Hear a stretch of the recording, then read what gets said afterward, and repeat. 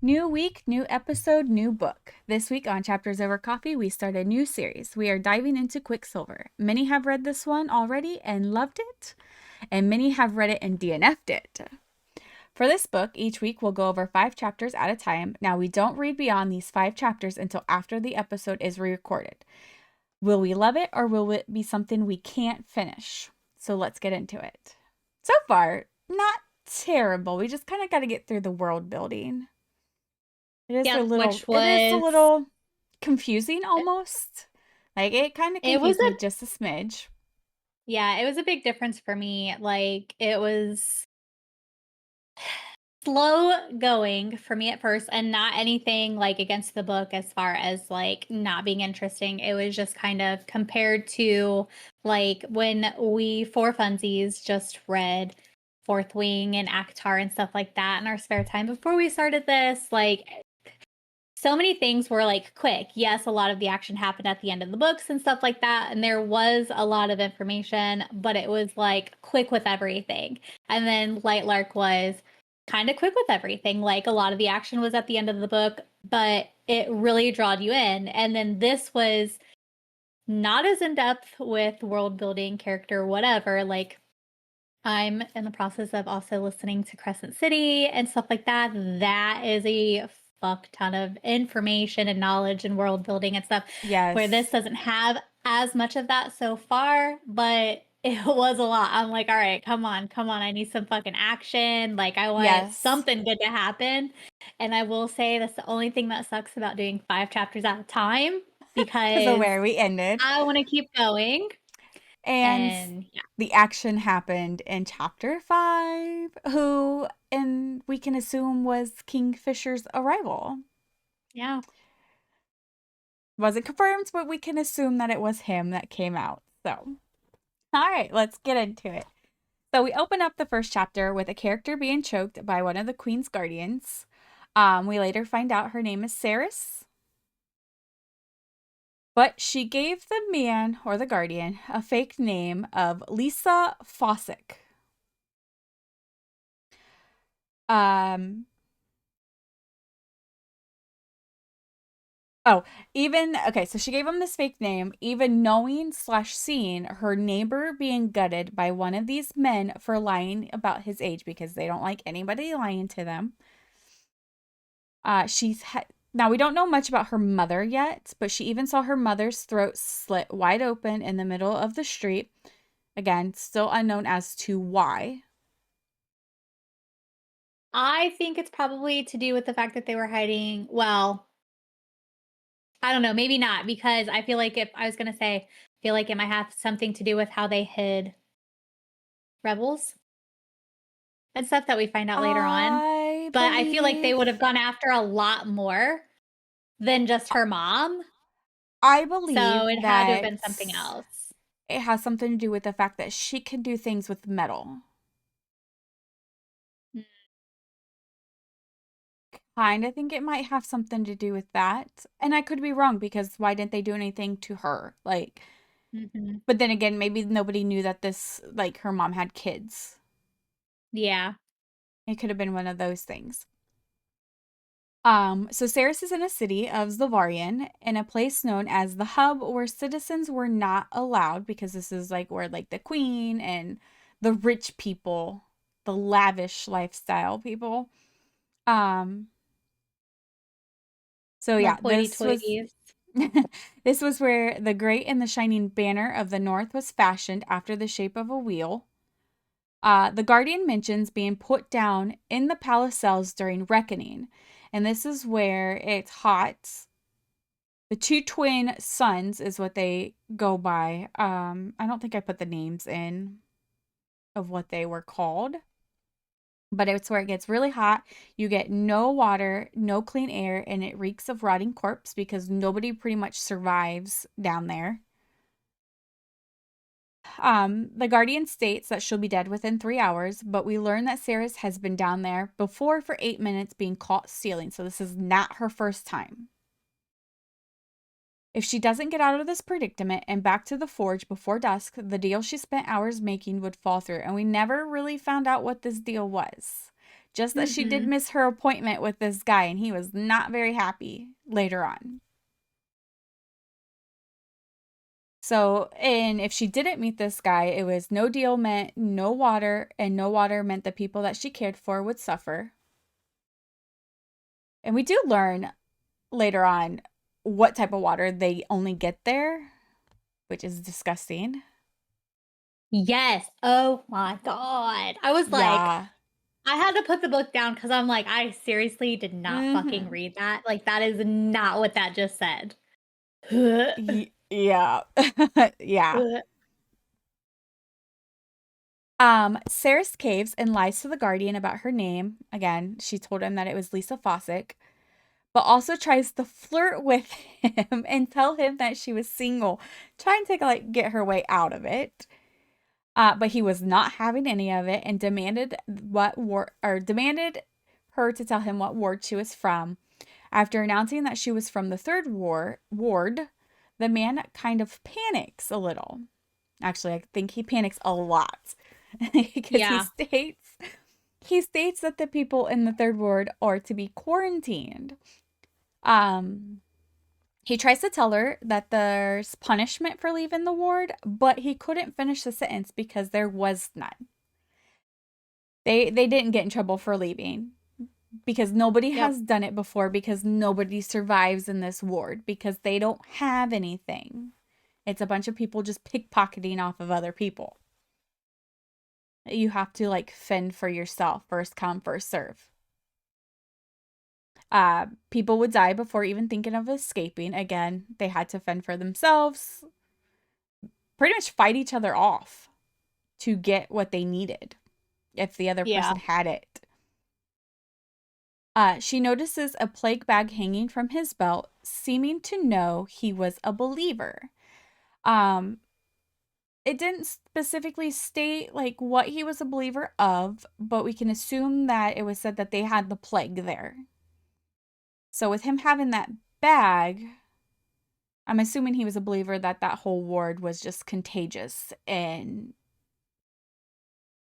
that was their like way of protecting themselves. Yeah. But it didn't say what was in the like what containments are in that plague bag. Is that the right word I'm looking for? I don't know. Whatever's in the bag, we didn't find out. Um, Yeah, we didn't get a lot of information. the man kicks her in her side, so she uses this as her opportunity to grab him below the knee where he was unprotected by his armor. And this is where he starts panicking even more because she touched him. She begs him not to send her back because she'll die. Her whole family has the rattles. Then she went as far as trying to cough, even though it didn't sound believable. But he still believed that she was contagious. So if he was to kill her, though, he would then have to dispose of her body right away, because as the palace would not want a person diseased with the plague rudely decaying on their streets. I don't think you would want anybody's decaying body on your streets, but even if they didn't have the plague. But in disgust, the guardian threw down his gauntlet and glove and the one he used to choke her with. With quick speed, Sarah sprawls forward and grabs the gauntlet, going for the larger of the two pieces of metal. Then she took off towards the hub wall. And then it kind of jumps and talks about the guardians we learn that in order to become one of the Queen's guardians, you have to go through like formidable training. It consists of an 18-month program.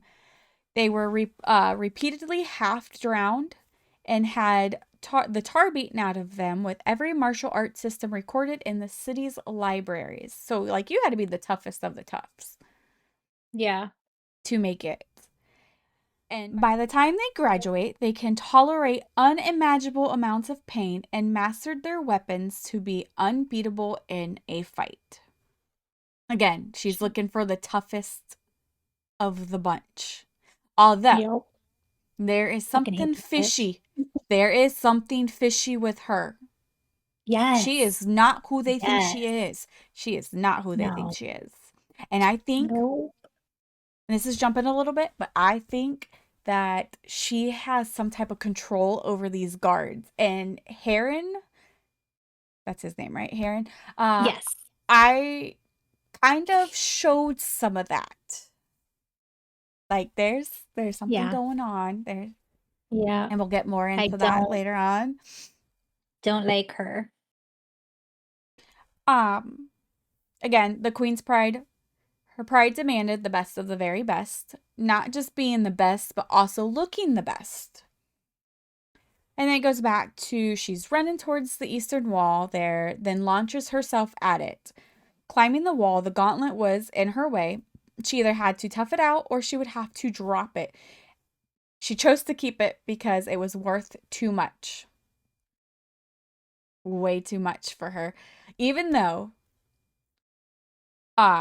later on we find out that she can't sell it, and we'll go more into that. If she would have just lied about what ward she was from, she probably would have gotten away a little bit longer to be able to at least get rid of the gauntlet because she told them she was from the third ward. So what do? Of course, they'd go fucking looking.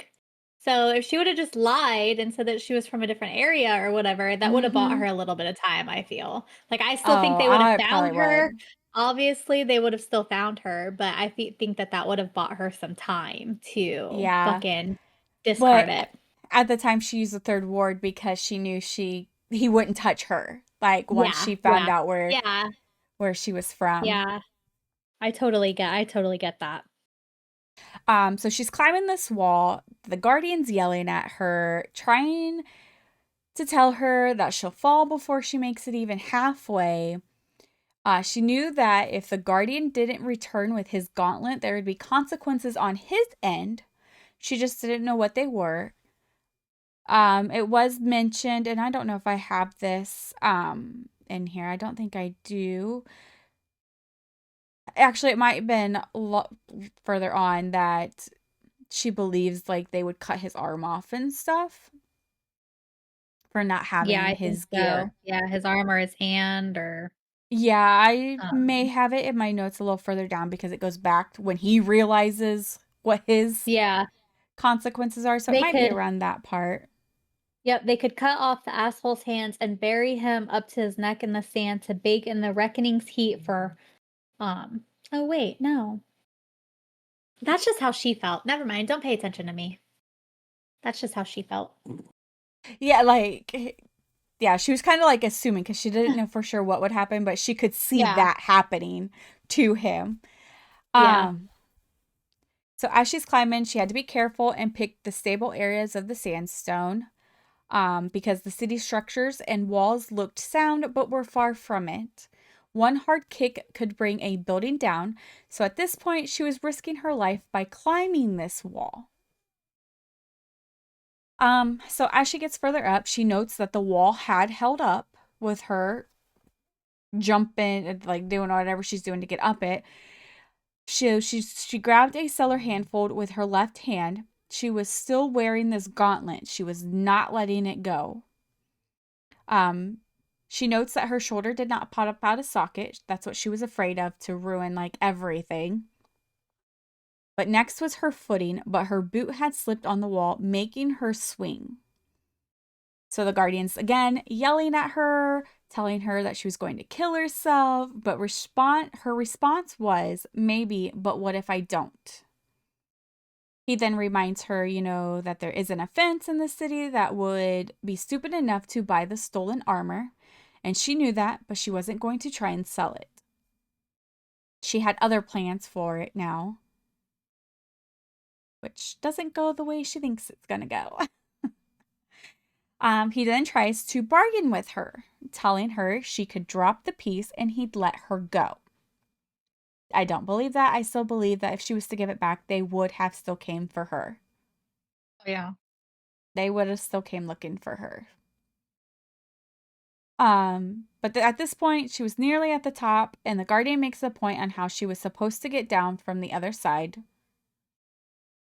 But she spent most of her life running the walls, slipping from one ward to the next. Again, she's a thief, so she pickpockets people to get what she needs for her people, or the ones that's close to her. And then this. So as she's sitting herself up top, particles of quartz in the sand begin to vibrate. Jittering in the air, a millimeter above the sandstone, the gold came alive. So this particular thing causes her to freeze, and in her mind she's saying, no, not here, not now.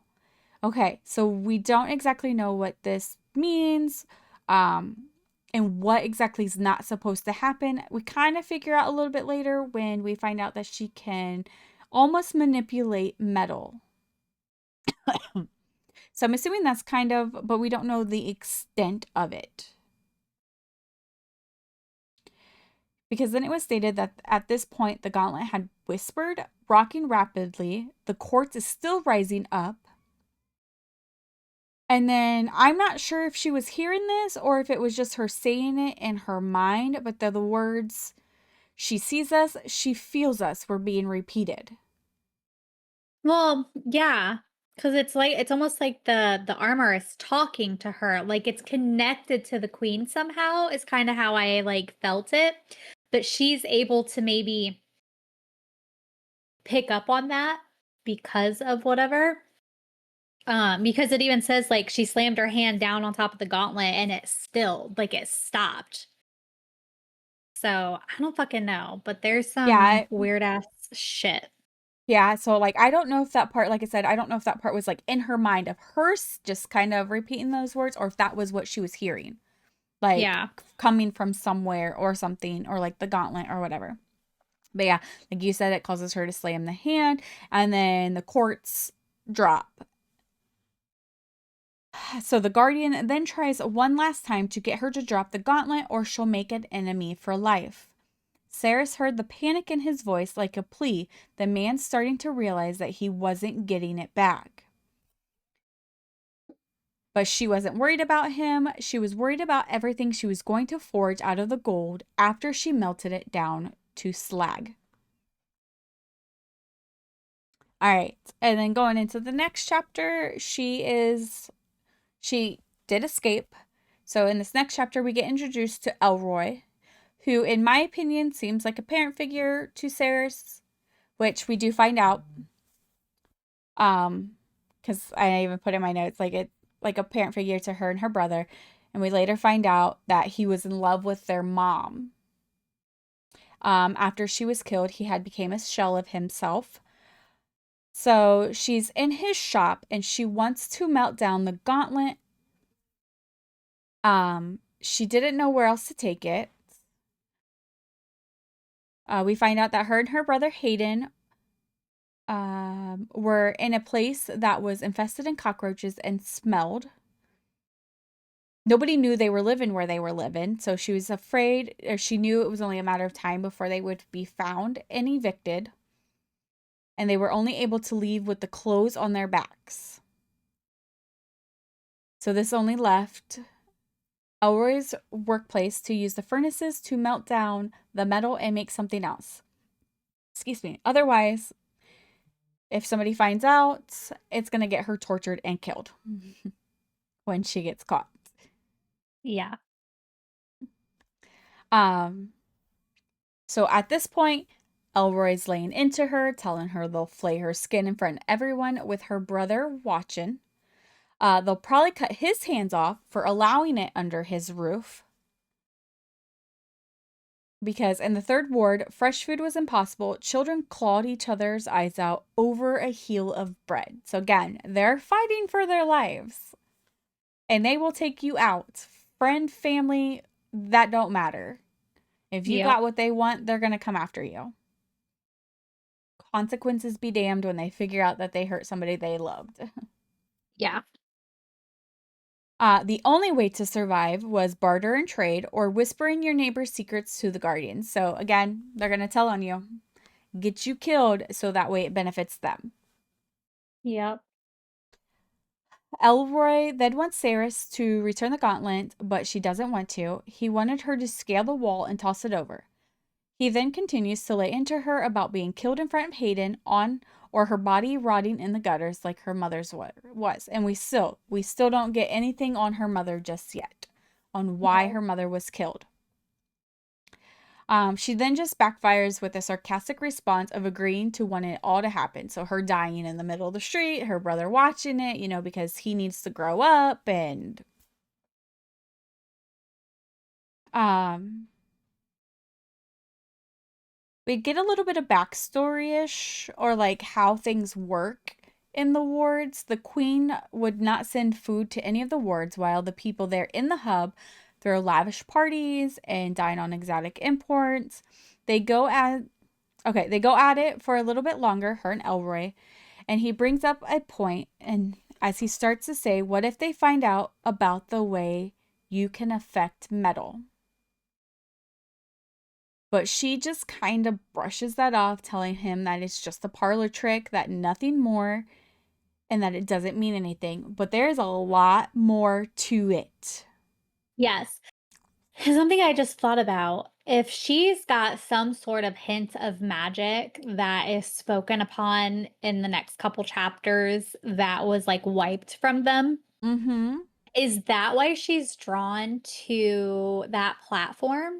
That Oh, those the stairs, like sword? maybe she's like a magic calling a magic, like it's a magic that hasn't been like sensed or been around for a while, so it's like pulling her, like like Like calls to calls to like. like. Yeah, Oh, that could be, yeah. because that whole room was fucking sketchy, fucking vampire shit coming out the dark, and so, anyways, keep going. I'm sorry, that was Well, and then like Heron, the way he was acting, and yeah, gotta get some more information yeah. on everything. Um, okay, so then he tries another tactic. He throws her brother into the mix, thinking that she will give it up That was low. for her brother because he is so innocent. He still smiles after everything. He still puts a smile on his face. But it still didn't change her mind. She threw at him that Hayden was 20 and needed to face reality at some point. Um, then we learn a little bit about Saris. While her mother considered her brother the summer child, again, he was the happy one. He smiles. She was considered the ice storm, distant, cold, sharp. And we kind of see that, like with her character build. We do kind of see how that is. Especially with the words she throws at her brother later on.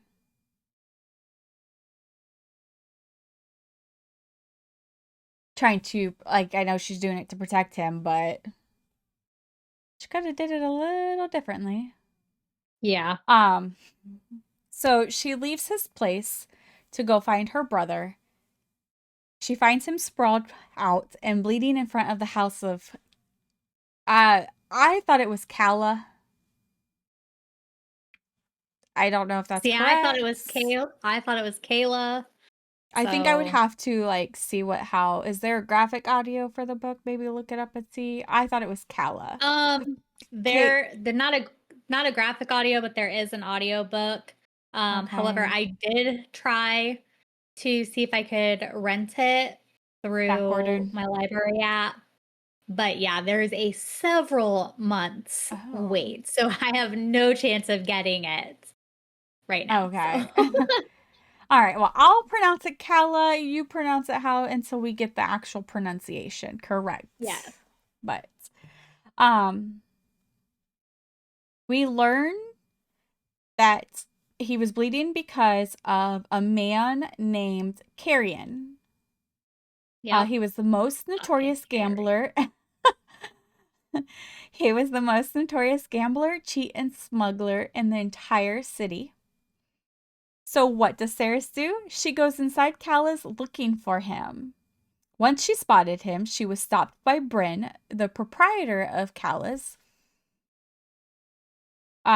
which the House of Callas stands for funeral, I believe is what I think it I think said. so. Because everybody thought that was the girl's name.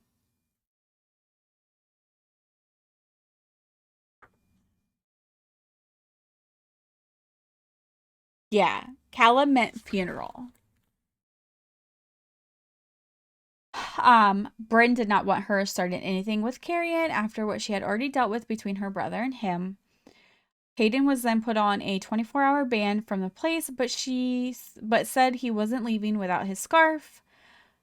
Which, okay, but why did he get banned and Carrion didn't? If they Yeah, both did really. it. Saris told That's what him I that, wondered. yeah, like, how is he still sitting in there with his buddies? And he's the one that did the beating. Like, and Yeah. Hayden's the one that's banned. Sarah said that she'd get it back, but Bryn told her it wouldn't be by force. And this is her mistake. And I knew this without reading further on. Her mistake was that she gave over her bag, which contained the gauntlet, to Hayden and told him to wait outside and not let her bag out of sight. Huh.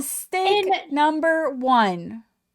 knowing the type of shenanigans he just fucking got into and the fact that she has to like save his ass Every quite often time. from the sounds of it, Yes. why would you take the chance of handing it over? I was thinking the same thing. I'm like, this is her mistake because I was doing my Yeah. notes. Like, as this time around, I did my notes as I was reading the chapter. Like, I finished the chapter and I'd go and type my notes. So I had this like in mind, like, nope, you should not. Should Yeah. not. Because she only did it because she didn't trust keeping it on her while talking with Carrion because his fingers were lighter than a dawn breeze. And he had talked her once out of her underwear. Yeah. So they have the chemistry between them slightly. Yep. But they greet each other. She's calling him an asshole. He's calling her a bitch. And then they kind of go like back and forth with each other. He brings up the fact that he didn't think they were spending time together anymore, and she brings up that he promised he wouldn't gamble with her brother anymore. But according to Carrion, Hayden, which is Saris's brother, had begged him to play against him. But Saris wasn't having it because he had broken their deal and beat the shit out of Hayden. We later find out that the reason he did that was because Hayden had tried to stab Carrion with one of her knives when he wouldn't play another round. So what I got out of this was Hayden was desperate for something. He's desperate for something. And that right there should have been like, I need to go get my bag. Like, go Yeah. get the bag. Don't leave it with him. So Carrion uses this to his advantage to try to get Saris to have a drink with him, even bribing her with giving back Hayden's mask. Mm-hmm. First she says no, but then she eventually agrees to the 15 minutes with him, but wants the chits, I'm assuming is their money that they call, back, plus an extra 5 for breathing the same air as him. Yeah. She's like attracted to him, but she's like trying to not be attractive to him and not like him because she knows how he can sweet talk her. So she's Yep. trying to not like let it affect him. Um because he starts off by trying to sweet talk her, telling her that he's enamored by her beauty and that maybe he just wants to sit and listen to her angelic voice. And she wasn't having it because she was dirty and tired. Um So then he eventually spits out what he truly wanted to talk to her about. He heard a raven haired rebel from the Third Ward viciously attacked a guardian and stole a piece of armor. So she plays along with him, not letting on that she was in fact the one to do it, even though he knew it was her. Mm-hmm.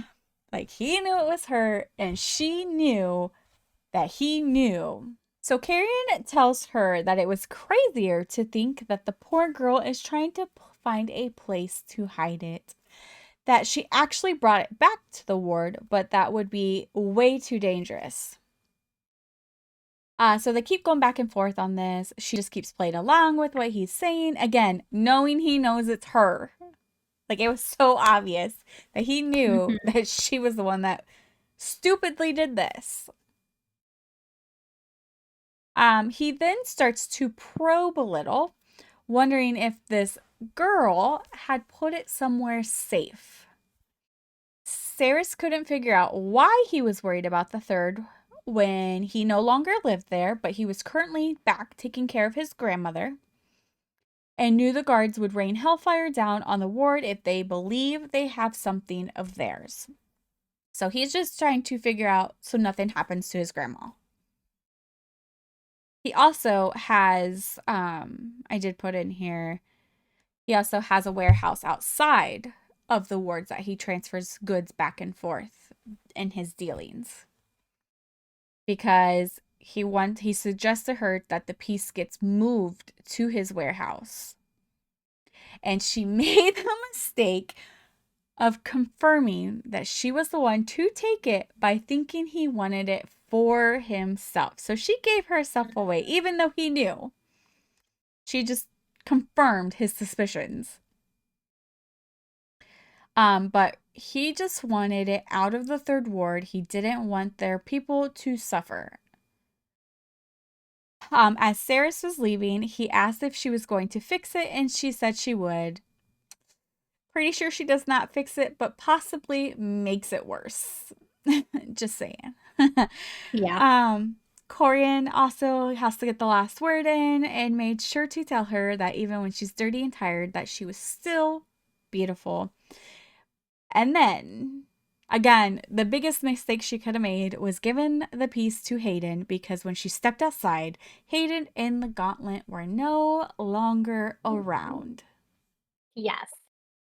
All right. So going into the chapter, we are obviously now in a full on panic. Like, where the fuck did he go? What? Pretty much, she's an idiot. And Yeah. she is on the hunt for him. He missing, and she knows that he would be up to no good if he had looked in her bag, realizing what she had, knowing that he would be putting them all in danger if he had tried to sell or trade the piece of gold armor.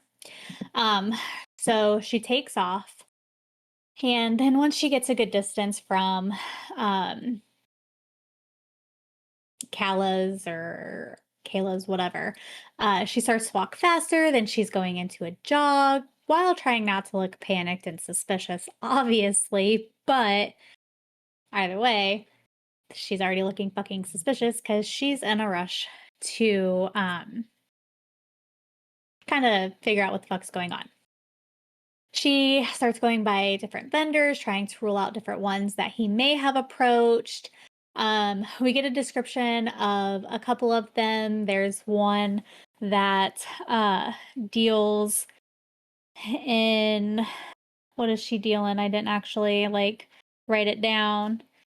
Uh, oh, like meats and stuff like that, cloths, you got those different ones. And then there's one that she was specifically hoping that he would not go to, named Shaw, I think, who peddled in snake oil that he claimed had trace amounts of magic. And so then we also learn that hundreds of years ago, humans could read each other's minds. They could boil the blood of their enemies in their veins, grant themselves eternal luck, but that had all been stripped away from them. So that kind of like begged some questions, like how the fuck was the queen still alive after 1,000 years, and shit like that. There's How definitely come she just something. wouldn't die? Yes. Yeah, there's something up with her. Yeah. Um, so she's mid-thought, she's still frantically, like, trying to find him when she hears a scream in the distance. Knows immediately it has something to do with her brother. So she takes off before she could even think of anything, and she finds Hayden basically surrounded by guardians. He's either on the side of a house or back up against, like, I think he backs up into a door at one point. What do you fucking know? He's got the damn gauntlet in his hand, not even hidden in the bag. Like, it's just fucking out in the open for everybody to see. Like, fucking idiot. Yep. Um, so again, they have him cornered. They're threatening to kill him if he doesn't hand it over to them. She knows that if he gives back the armor, they'll put him in chains, drag him off to the palace. And if he doesn't, they're gonna rush him. They're gonna fucking take it by force. And she refuses to watch someone else lay dying that she loves. She brought this on herself. She did. Just She really saying. did. Like I said, if she had just lied from the very beginning, like what ward she was in, it would have bought her a little bit more time. I still think obviously they would have caught up for her or there'd be no story at all.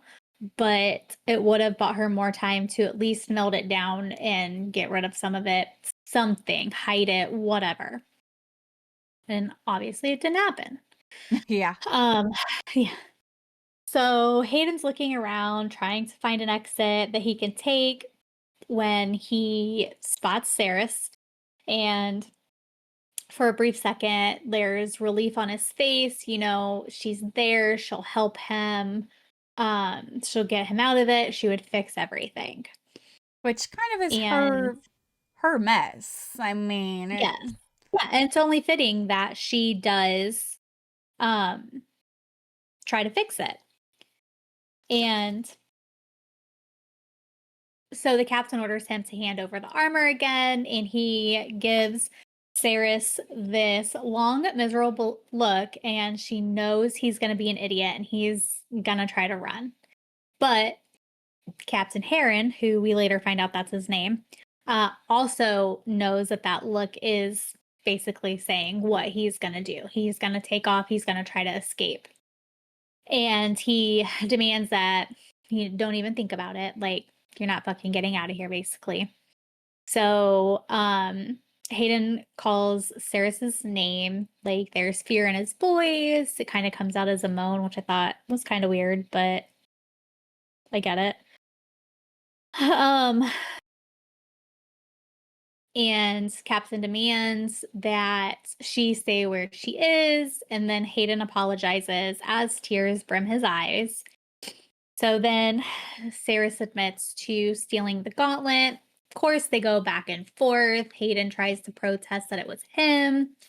And then it gets to a point where she's like, okay, where the fuck did he get it? Ask him where it came from. Like, but she knows shouldn't where it came from. He wouldn't know the story. shouldn't they have known it was a female and not a male? Hayden doesn't Yeah. have dark hair either, I don't believe. Yeah, I don't know. I don't believe he has dark hair.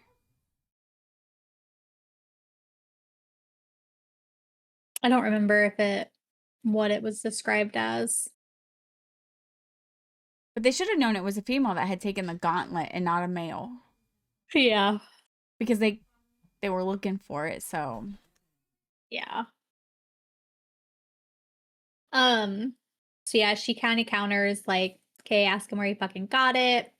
And the captain tells guardians to restrain her. So three men kind of stalk forward in her direction when she pulls out her dagger, and one of the guards is all cocky and stuff, and oh, we got a feisty one, and let's teach her a lesson, and blah blah blah. They fucked up. oh yeah. Because summing it up, she's pretty much a badass. She was trained by rebels that her mother had helped hide in their home, which is what I was wondering if maybe that played into her mother Oh. being killed. But after what we find out in like chapter 4 of what the queen says, like, okay, we're gonna kill you and then we're gonna like suss out your family, and stuff, and then we're gonna take care of them, and then we're gonna do other people. I think that if it had anything to do with hiding rebels, they would have killed more. Like we would have maybe gotten a little bit more information on her mother's death, like, that they would have killed more people, type of thing. So anyways, we learn that she's trained by rebels that her mother helped hide in their home when she was growing up. And one by one, she fucking takes them out. She kills 2 of them, maims the other one by cutting off his fucking hand. He was not expecting that. No.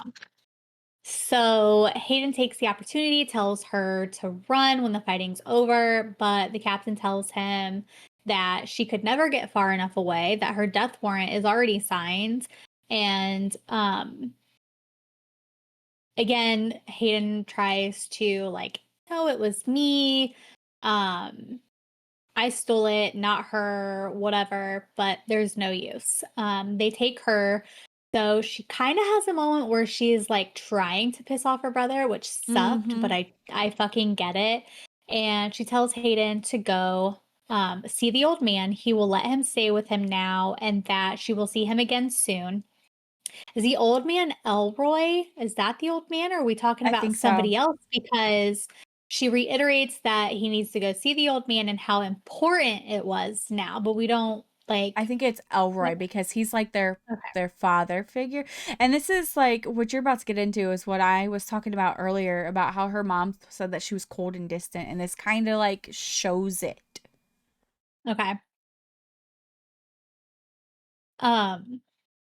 So Hayden tells her he's not leaving her. So then she gets nasty, making him angry. So he wouldn't want to go after her. She tells him she doesn't need his help. He's a little brat that she doesn't need following her around and blubbering. And of course, as anyone would, he gets upset and says he didn't know how much of a burden and what he was. And she agrees and tells him to go and not to come looking for her. So I get it. Out of his protection, she's just like, fuck off, go away. Like, but hoping that he's picking up, like, I don't know, maybe I'm just trying to save your life. Or maybe that's just me hoping that he realizes that she wouldn't do that unless it was for a reason to protect him. Like, I don't know. Right. So the next chapter, we start, obviously they're on their way to the palace, and she's thinking of how she used to dream about being picked by the queen to be her lady's maid, being the favorite, being able to get out of the third, better her life, all of the amenities that would come with being picked and all of that. Then as she gets older, she dreams of the same thing, but not so much for the reason of getting out, but so she could get close enough to kill the queen. And I think it might have been stated that it kind of like developed into that because of her mother's death and like all the shit that she's witnessed and gone through and all of that. Well, that and then what they get, like what their water consists of. So yeah, I can see like that hatred just like built up when she finally learned. Yes. So let's see. She's at the so by this point, she's in her cell. She's been there for hours. She's pacing back and forth when Captain comes to get her. And so they're walking. It's kind of a long walk, I think, like from the cell over to where like they're meeting. It seemed like it because of like their conversation. Like they had a decent conversation between the two of them. Yeah. So it seemed like it was like a decent walk. Yeah.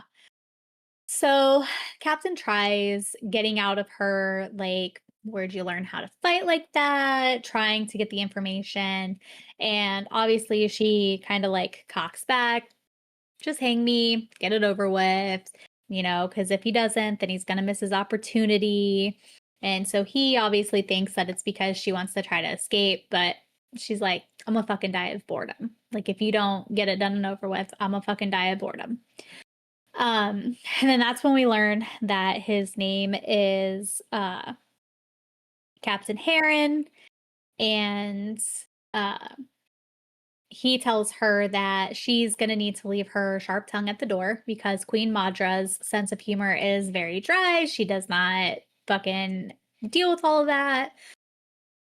Um, so they take a little break and he gives her some water. She's chugging it. It's fucking clean water. It's like amazing. She hasn't had water in hours. And that makes him mad. And he tells her that it'll make her sick if she drinks too fast. And she asks him if he knows what it's like to try and survive on the rations the queen gives them and if he knew how much they get. And she tells him that they only get 6 fucking ounces a day, and it comes from a reservoir that fills from their runoff. They're drinking fucking shit water. But he tries to And make the piss excuse water. that there's a filtration system, to which we find out that it's literally just a grate that catches the solids. Like it's catching your fucking turds, but it's fine because that's being filtered out. Like she's a fucking witch. That's fucking gross. That is Disgusting. gross. Yes. Oh So no shoot. wonder people are killing each other over clean water if you can get it. Yeah. But then it's like, meanwhile, you and yours turn the handle and fresh, clean water flows into your canisters. No one's standing over you, looking over your shoulder, beating you, and telling you enough. Have you ever asked yourself why? He says, I'm not paid to ask anything. No, of course not. Like I said, ask a question, you'll get sent to the third. It isn't disease that's contagious in my ward, Captain. It's dissent. Anarchy and rebellion spread like a wildfire. And what do you do with the fire? You blockade it. Trap it behind a wall, give it nowhere else to go until it burns itself out and dies a quiet death. That's what Madra's doing with my people, except our fire hasn't burned out the way she'd hoped it would. We've been reduced to embers, yes, but the coals that lie beneath the ash of my ward are still hot enough to burn. Do you know much about metalwork, Captain? I do. It's under the most unbearable conditions that the sharpest, most dangerous weapons are forged, and we are dangerous, Captain. She's turned us all into weapons. That is why she won't suffer. That is why she won't suffer my people to live. I feel like that needs to be worded different, but yeah. Anyways, that's why she's killing her fucking people. Like, what the fuck? Um, they finish their walk and they get to a room in this palace that needs a giant fucking iron key to open it, which confuses her and confused me. Like, obviously, there's something in this room that's a little suspicious. Well, I mean, what's Because in the room that nobody's allowed to touch? yeah, like, why would you need such a door like that? Like, why? To It's hide what's locked away. behind? She has a fucking fortress. Like her castle is a fortress. It's not even like a palace. It's like a fucking fortress. So why do you have to lock something up like that? This To not bitch let is it come out. suspicious. To not let it get out. Um, she talks about how like everybody was so happy when they drove away the Fae and everything, but what if the Fae are the people that are supposed to fucking be there? What if the Fae are her ancestor people and she's the big bad that was supposed to be driven away, but now she's like the queen, but not the queen. So, Amarantha of the But story? maybe she shapeshifted to look like the queen, but she's an immortal, and that's why she can't die because like she's human. So why is she still alive? What's going on? So like was she Mm. the big bad that took over the queen and then drove the Fae away, but the Fae is their ancestors? I don't know my But the world Fae of are turning. looking for her. I'm talk I'm They're talking coming shit. for her. Oh, It was yeah. stated. She's afraid they're They coming want for their her. shit back. They want their They're shit afraid. back. They're afraid they're They coming for her. Yeah, So, they want their shit back. All is not what it seems. I don't know. That's my wild theory. That's my crackpot theory for this book. I'm gonna be wrong, but I'm gonna stand on my hill. Okay, that's my theory. Anyways, Heron shoves her through the door. Air immediately like prickles at her ears. She kind of like immediately senses that something is kind of off about the room. Like there's something that's there. It's described there's a lone torch hung on the wall, there's rows of columns, and it's like dark, it's super quiet, their footsteps are echoing. And they're walking along when she notices a series of stone steps that protruded from a raised platform. Something long and narrow protruded from it, and she felt drawn to it and like instantly just starts to, walk Veer towards off. it, not realizing, yeah, veer off. That's what I was trying to think of. Without realizing she was even doing it when Heron tells her, like, I wouldn't if I were you. Why? Like, Exactly. what is it over there? And so she asks him what that place used to be. We learn that it was once a hall of mirrors, but that was like thousands of years ago, or no, it just says a long time ago. And he tells her, he like, I think binds her hands again or something, or just kind of like puts her in place, is like, don't move. And he goes to light the remaining torches when all of a sudden, here comes fucking Madra just appearing from the dark as if she was made from it. And she is described as her skin was fair and flawless, her cheeks flushed pink. Her hair was the color of spun gold, thick and braided into complex knots. Bright, quick, intelligent blue eyes took me in as she approached. She was certainly beautiful, more beautiful than any woman I'd ever seen. Her gown was a deep, rich sapphire blue made of a stunning silken fabric that I'd never even laid my eyes on before. She was a dainty, graceful thing, but just like everything else in this strange hall, there was something strange about her. Definitely is. I'm Definitely is. I'm telling you, she's not who she says she is at all. Like, she may not be the big bad, but I don't like her. Um, I don't like her. So, she starts talking about how she's heard rumors. She doesn't like rumors because they're neighbors to gossip, and that always breaks bread with lies. She apologizes for the shackles, but she's not fond of low-born rats. She dislikes them as they are dirty, and it's hard to clean stains off of satin. What a bitch. Um, like if that's not throwing around like how privileged you are and stuff, like I don't know. Like that's just no. Like I don't like you. You're fucking dirty. I can't clean myself. Whatever. So she begins questioning, where did you learn to fight like that? How were you able to kill two of my guardians? You know, they're the best of the best, blah blah blah. When Sarah tries saying that she taught herself, but obviously Madra's not buying it because of all the training that her guardians have to go through. Like they are like the best. There's no way you could be self-taught and do that. At all of this is going on, like this conversation is going on while she's trying really hard and fighting to not pay attention to that platform, the set of stairs that's over there.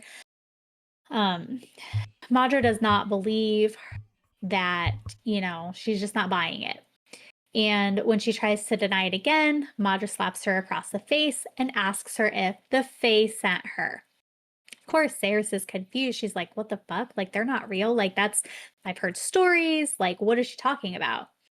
And, thinks obviously she misheard her. She says, as if reading my mind, the queen adopted a slow smirk. The Fae were warmongers, cannibals, beastly creatures with no temperance, sense of morality, nor any notion of mercy. The eldest immortals visited their wrath upon the land with an iron fist, leaving a path of chaos and destruction in their wake. The 7 cities rejoiced when I cast them out, and now they have sent you to try and kill me. Of course, Saris is like, no, nobody sent me. I'm not here to do anything. They're not coming after you. I don't know what you're fucking talking about. So then she talks about, it strikes me that the Fae haven't really thought about how they might destroy an immortal Ceres. It seems that the Fae are foolhardy and are ill prepared to deal with the likes of me. Her vivid skirts rustled as she approached. I will say that the ruckus you caused today was a little exciting. I felt a frisson. Um, I suppose I'm just bored, so long in power, no real threat to the throne, nothing to do but drink wine and slaughter peasants for fun. What the fuck? Yeah. For 1 second, you had me wondering. And then it kind of just like goes off. And then she says, "That's why we met here, of course. I had to see for myself if this place remained untouched.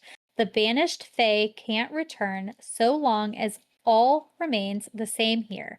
I knew nothing would have changed, but I do have a nasty habit of letting paranoia get the better of me." So something about that room is connected to the Fae. And that's where I'm kind of wondering if she's got a little bit of like magic in Mm-hmm. her, if that's why like is calling to like she's connected to that. And now I'm wondering, which I didn't think this before until we were talking this through, if she's connected to the Fae and maybe they aren't the people that were supposed to be there, and Madra's just not who she says she is, and Yeah, that's why she's kind of drawn to it. I don't think she is who she says she is No. Mhm. at all. um So she tells Heron, deal with Ceres, then deal with the third ward, find her family, handle them, and then finish off the rest. Um, and then for the next 100 years, people would remember that this was the day that Ceres Fane offended the Zilvaran crown, and 100,000 people paid the price. What the fuck? Which is what also made me think that her mom wasn't killed for the whole rebel thing. If they were going after her people and her family, they would have Mm-hmm. definitely tried to go after them when her mom died. So Right. I'm intrigued to find out why they killed her mom. All right. So So when we go into the next chapter, she's processing Queen Madra's words about the 100,000 people would die because of her. She didn't think that the queen was serious. But also, before the queen left, she told Heron to make sure Sarah sung. She wanted to hear her screams all the way to the towers. Um, she's and sick. this makes me suspicious because Sarah notes that Heron's eyes were glassy. Does this mean anything? Is he under some type of control when the queen is around? Because later on, I'll get to that part, but she also notes that the sympathy he had for her when they were walking to the or from the cells was gone, and it was like there was nothing there. Yeah. He had like no emotion. So the nice guy that she got to talk with on the way there, who didn't know what was going on behind the scenes, was no longer there. She tries to reason with him, bringing up the fact that he was taking an innocent life, and he jabs back that she's not innocent, she's a thief. So she tries again, talking about everyone in the third ward being thieves because it's the only option that was given to them. So she brings up the topic that family dying, but Heron's response was, death is an open doorway that's meant to be walked through. On the other side of it lies peace. Count yourself lucky you get to make the journey at all, before he shoves her to the ground. He then proceeds to tell her that he was really sorry before burying his blade deep into her stomach. Okay, so he buries the blade deep into her stomach, and then he tells her this is where she screams, and then proceeds to twist the blade inside of her. Ceres did give the music that Madra had wanted with her screams. So then Heron then tells her it'll all be over soon. All right, so then Heron tells her that it'll all be over soon, and then he plunges his dagger into her shoulder. And this is where things start to get really interesting. because Sarah hears a ragged howl that bounced around the hall. It kept saying escape. Okay, so let me write this down real quick.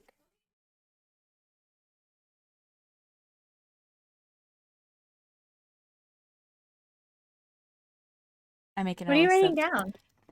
of notes, Oh. questions I'm gonna kind of like go over at the Oh, end of yeah. what like Yeah. we still need to find answers of. So sorry. Um, so she hears this voice saying to escape. Now, is it saying for her to escape or is it saying for them to escape? Like, is this that lever telling her that they need to escape, or is it telling her that she needs to escape from this? Or because something in her comes alive, so is it trying to escape from her? There's like so many possible Oh. outcomes that this could be. Um, so Heron then again tells her that it'll be faster than all of the others, meaning the ones that were going to burn in the ward. He was almost trying to act like he cared about how fast he killed her. Um, I was trying to word that a little differently. Like, he tried showing that he cared for her, but at the same time, it's like he's under some type of spell that has like no emotion. Like, this is how he gets through killing people. He then produces another blade, but when he went to drive it into her other shoulder, it only hovered above it. He then tries to use both his hands and he still couldn't make it budge. He was confused as to how she was doing that, saying it was impossible, and then he starts freaking out. Like, this is where he starts freaking out. We know that she can do things with metal, or what she likes to call our parlor tricks, but I believe it's more than that.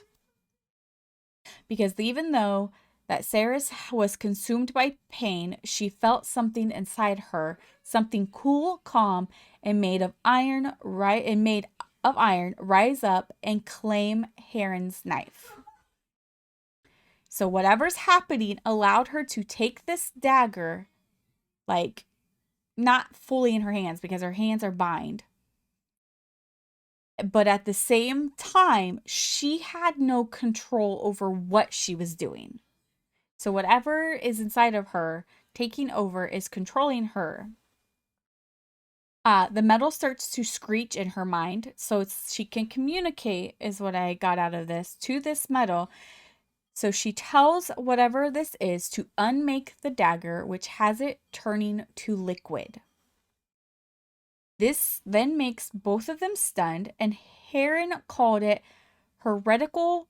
I think that's how you pronounce that, right? Heretical magic. I think so, yeah. We have yet to learn what this all entails. So let me.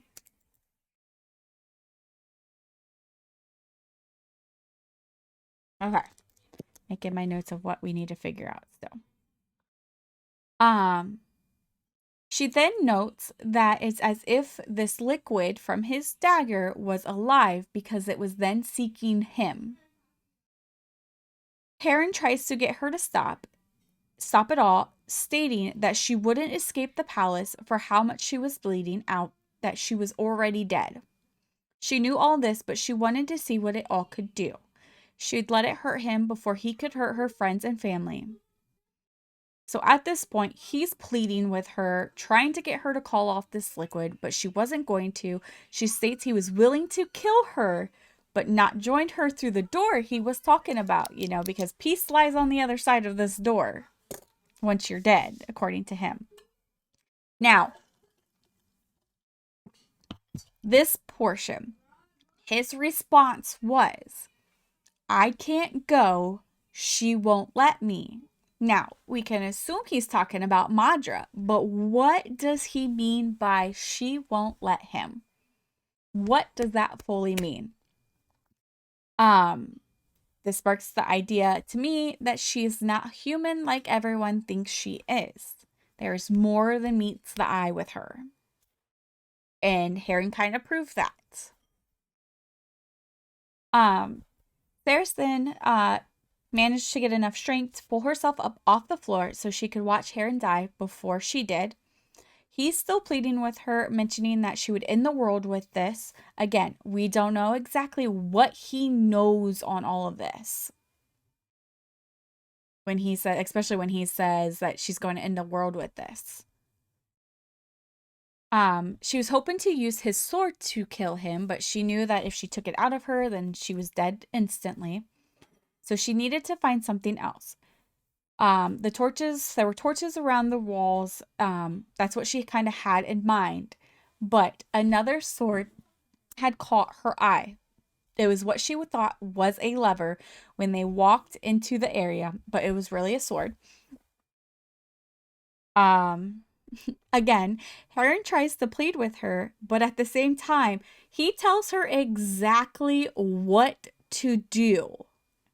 Big mistake. That was his mistake right there, because his words were, do not touch the sword, do not twist the key, do not open the gate. Does he not know by now that she's not going to listen to a word he says, and he just gave her the instructions to turn the sword and open the gate? So he then again tries to plead with her, going as far as forgetting the liquid trying to eat at him and making his way to her. So right as she goes to grab for this sword, the one in her stomach falls out. And then she hears a small voice in her mind that said, let's be done with it then. Not quite sure what she means by let's be done with it, unless they're talking about just going to automatically killing Heron. This next part was my favorite. Like, Yeah. Ugh, yes. Ceres lets him know that this is where he screams and then swung the sword. It wasn't enough to kill him, but it was enough to injure him. He then tries to get the sword from her, wanting her to put it back, but they start sinking. Whereas they were on a pool of silver that was hissing and spitting like an angry cat. So now we have Heron off to the side because the liquid is making it to its collarbone. So he's fighting some invisible foe off to the side here. While the liquid underneath her feet is exploding. So then I wanted to quote this because this gives us a description. Who she thought was Death. So we can assume who she thought was Death is Kingfisher, but according to her, it's Death. So we'll just kind of refer to him as Death right now. But she believes that the bastard had come to claim her in person. And then it states, emerging from the silver, the huge figure rose up from the pool as if ascending from the very depths of hell itself. Broad shoulders, wet shoulder-length black hair, taller than any other man I'd ever seen. His eyes shone an iridescent, shimmering green, the pupil of the right eye rimmed by the same shining metallic silver that ran in ribbons from the black leather armor that covered his chest and arms. He towered over me, his lips pulled back into a snarl, revealing gleaming white teeth and sharp canines. In his hand, he held a monstrous sword forged out of a black metal that vibrated with a tempestuous.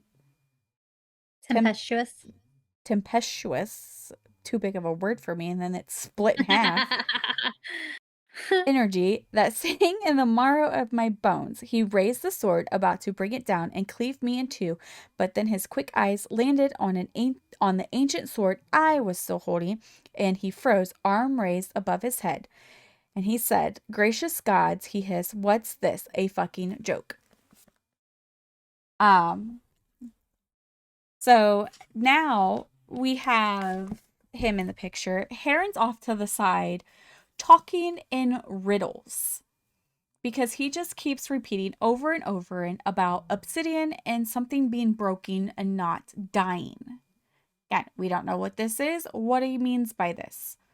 And then Huceris believes to be Death asks Heron where Madra was, but he doesn't answer. So he knows who Madra is. So they got some beef or something going on. Death then tells him he can't pull it out of him and that his fate has been sealed before Heron falls to the ground. We can assume, he's dead. He then turns his attention back to Ceres, who at this point is still somehow awake / partially alive. She has yet to die. Now he says the word pathetic, and I'm not quite sure if he meant by Ceres being pathetic or like the whole situation that just happened. And then I did not put in my notes, but I wanted to, I think, I should have put this in my notes. A moment later, he withdrew his hand, a long silver chain hooked around his index finger. He unfastens it and he tells her, "If you die before you can give this back, I'm not going to be happy." So he's putting some type of necklace around her. And then darkness had finally taken her. So, but he did take her into the pool of silver. And that's where we ended it on. Like, so many questions. Like, why did they kill her mom? We know nothing. I realize her dad. Like, who's her dad? And what part does he play? What happened to him? I believe we didn't get any information. It was always her mom. We don't know what all she can do with metal just yet. We know she can kind of manipulate it. What is or who is exactly Queen Madra? What is special about her? What is she hiding?